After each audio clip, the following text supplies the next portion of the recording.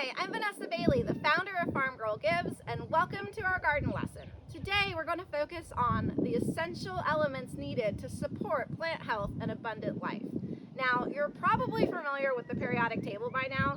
We're going to be focusing on the 20 essential elements needed to support the life cycle of plants. Without these elements being available in the soil, our plants simply cannot survive. The 20 essential elements that are most important in our garden fall into two categories: primary elements and intermediate elements.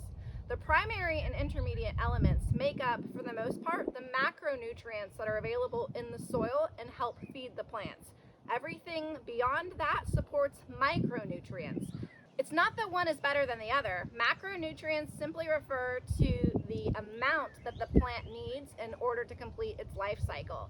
Macronutrients are needed in a larger amount, whereas micronutrients are needed in smaller or trace amounts.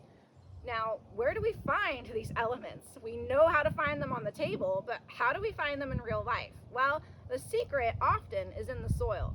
But when we're talking about our primary elements, things like phosphorus, nitrogen, and potassium, those are largely atmospheric. And what that means is they exist in a bioavailable or a readily absorbable form in our atmosphere, and they're most released during thunderstorms.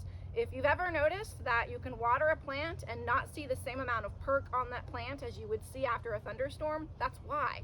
When we're having big storm systems come over our grow spaces, that storm, the lightning, the thunder, is actually releasing the macronutrients that our plants need. Things like phosphorus, magnesium, and potassium all exist in the atmosphere and become more available to our plants when we do have natural storm systems or rainwater, which is also why rainwater harvest is so important as a practice in an organically sustained garden, because that rainwater is actually heavy with hydrogen that has those trace elements available as a compound in the fluid. Intermediate elements are things like sulfur, magnesium, and calcium. Now, those are elements that largely exist in compounds, and in order to get them into the soil and into our plants, we need the assistance of either composition or combustion, like you would find in a compost pile, or an animal, especially a microscopic one like our soil organisms, which help metabolize those compounds down into their essential elements so that the plant can actually absorb it and utilize it. If it's in the soil without it being bioavailable, it does nothing for our plant. So it's important when we're talking about our periodic elements that we understand the difference between its compounded form, like when you're using table salt, or its essential element form, when it exists as a positive or a negatively charged ion or cation. Now, in our soil, the best way to demonstrate how to source and add these nutrients and elements in is by thinking about where do we find the source of the element. In this bed, we've actually designed it as a Hookah Culture system. Now, Hookah Culture is a fancy German word which simply means mound culture. In a raised bed like this, we're going to break that down into a micro Hookah Culture, and we're going to layer our sources of carbon, sulfur, and potassium so that they are actively composting or combusting. That exothermic process is releasing energy out into the soil, nutrients out into the soil, so that our plants can then absorb it through their roots. Now, if you're looking at a way to compost without having to have a large pile or a heap, there's nothing better than farming worms. And so in our tower right here, we actually have some happy vermicomposting worms, or red wrigglers, that are assisting us in breaking down our household green waste so that we can create compost to feed our plants. Now, the worms are photophobic. They don't like the light and they're not interested in selfies. You won't be able to see a lot of worms, but you'll see what they've been doing. This tower works by having several layers that have drainage holes on the bottom. We're going to put our green waste on top. The worms will come to the surface to eat. As they've eaten our green waste, their worm poop is called castings, and that casting is actually the most bioavailable fertilizer that money can buy and time can farm. But what started out as juice pulp up top, you can now see on the subsequent layers, is turned into this beautiful, rich casting material. This is plant food in a way that our plants can eat it and access it, and it's also a great way to sustainably remove or stream our green waste from our homes so that we're not adding green waste to a landfill when it could be added into our gardens to help us grow more food for our tables. When we're adding our intermediate elements into our grow space, we want to focus on where to find them in nature. So calcium is one that I guarantee if you eat eggs, you have a source of calcium in your home that you can tie back into your grow system. Now here at the farm, we do have an abundance of eggs because we have hens. And when we use the eggs they've provided for us, we are mindful to save those shells. And so in this container, I actually have a whole bunch of crushed up egg shells. And I'm going to refer to these from now on as our calcium.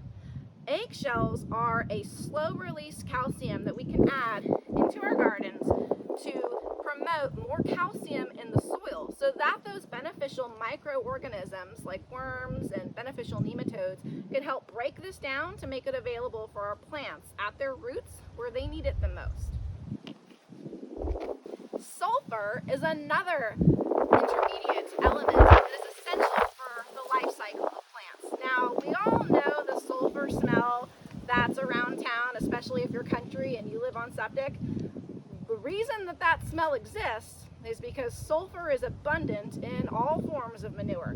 We use manure from our pastures, courtesy of our donkeys, to add a source of sustainable sulfur to our grow space. So I'm grabbing some manure, or the source of sulfur for our garden, courtesy of our donkeys. But microorganisms aren't the only thing that help to break down those compounded elements and make them bioavailable. And if you'll look closely, you'll see what looks like a little white powder on some of the wood chips and composting manure. What that white powder is fungi or mycelium. And the fungi also make the elements in the soil available to our plants by harvesting it and making it absorbable to the root systems of the plants.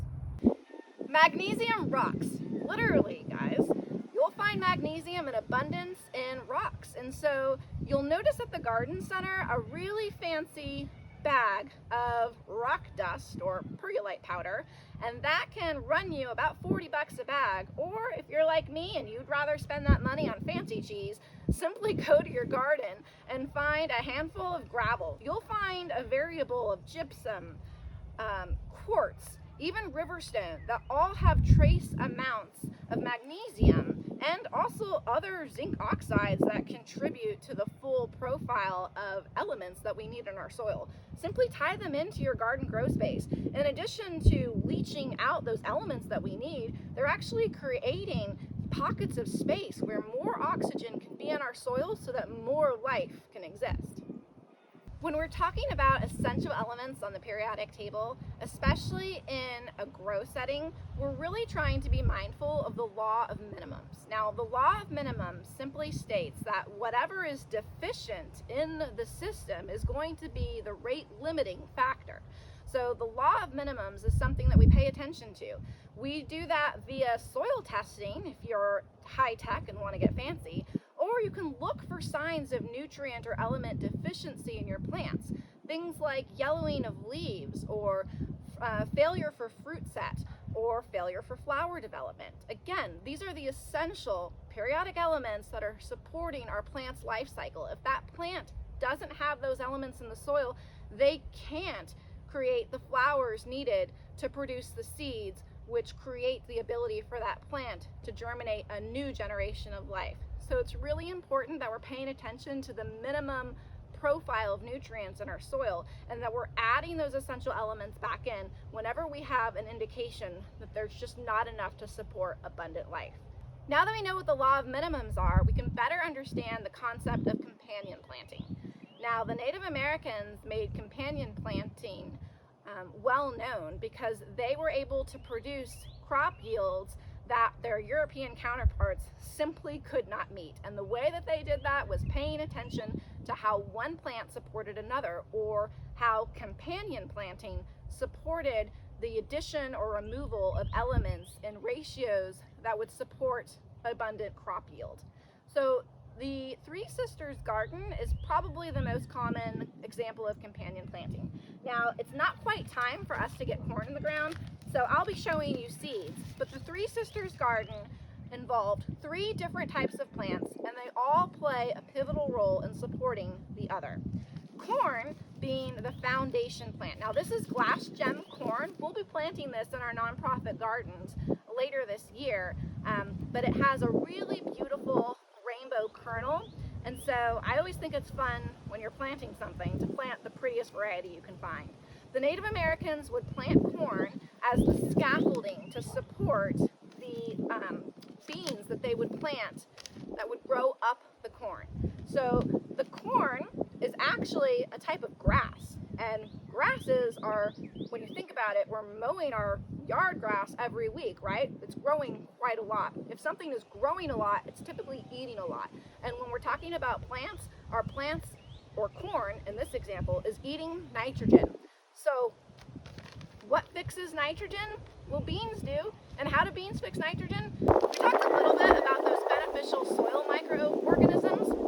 Beans actually create little homes in their roots where those beneficial microorganisms live and fix or create nitrogen.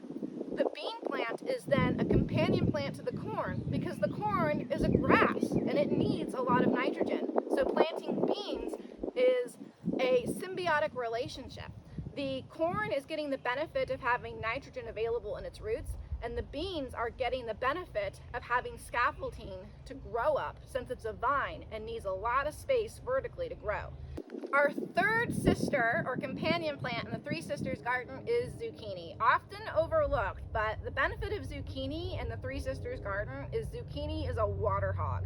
And when you think about where it's getting that water, the water must first percolate through the soil that has all of those bioavailable essential elements released because of the soil microorganisms in the soil. So zucchini and squash serve the purpose of being basically a vitamin superhero to support the corn and beans, which grow all season long and put out several flushes of fruit. Without having squash, the Three Sisters garden simply wouldn't have enough nutrition and meet the law of minimum in order to have all of the essential elements necessary for the plant to have its life cycle. Well, that's it, folks. Thanks for joining me in our garden. I hope that you've enjoyed learning about the essential elements on the periodic table and how we put them into play in our garden.